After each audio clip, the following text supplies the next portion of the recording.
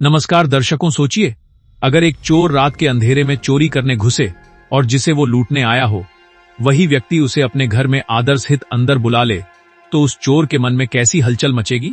आज की कहानी बिल्कुल इसी मोड से शुरू होती है। एक चोर, इसका नाम राघव था। भूख, मजबूरी और गलत संगत ने उसे ऐसा इंसान बना दिया था जो हर रात किसी न किसी का घर तोड़कर पेट भरता था। उस रात उसने सोचा था कि ये बस एक और आसान निशाना होगा, एक साधु का छोटा सा घरन धन न सोना। लेकिन जैसे ही उसने दरवाजा खोला, सामने वही साधु मुस्कुराता हुआ खड़ा था, मानो उसे पहले से पता हो कि आज रात उसका मेहमान कौन होगा। चोर घबरा गया, शरीर कांपने लगा, पर साधु ने कहा, आओ बेटा, ठंड में बाहर क्यों खड़े हो, पहले अंदर आओ, कुछ खा लो। ये वाक्य चोर के सीने में ऐसे लगा जैसे किसी ने बरसों बाद उससे इंसान की तरह बात की हो।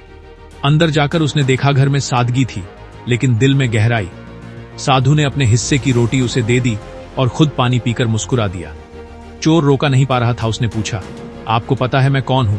साधु बोले, हाँ, पर तू जो भी है इस वक्त भूखा इंसान है, बस इतना जानता हूं। यही लाइन उसका जीवन बदलने वाली थी। चोर का हाथ जो चोरी के लिए उठा था उसी पल कांप कर गिर गया। साधु ने कहा, अगर तू अपने भीतर की अच्छाई को मार देगा तो सारी दुनिया तुझे चोर कहेगी, पर अगर एक बार उसे जगा ले तो वही दुनिया तुझे गुरु भी कहेगी। यह सुनकर राघव के अंदर कुछ टूट गया। सालों की गुस्सा, नफरत, गरीबी सब बह गया।